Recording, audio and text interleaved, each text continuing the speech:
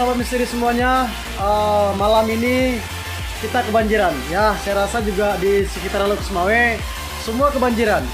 Saya bahkan tadinya saya pulang dari Matangkuli menuju Lok Semawe, dan dari Sawah Gedung, kalau dari Matangkuli itu sebelum ke Gedung sudah hujan ya, sudah hujan dan deras sekali.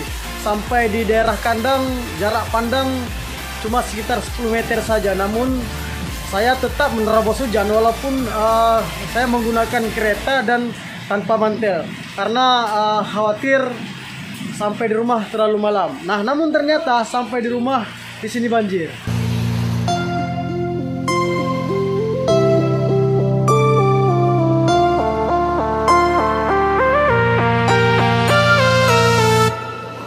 Nah, sahabat misteri semuanya, yang paling parah tadinya saya dapatin Zeo, kucing kesayangan saya. Dia lagi di atas mobil di sini. Saya menemukan dia di sana sedang menangis ya. Akhirnya saya bawa masuk ke dalam. Ternyata dia menangis karena dia sesak. Dan begitu sampai di dalam, dia langsung cari kasur dan berak di atas kasur. Saya nggak melihat, begitu melihat dia sudah berak.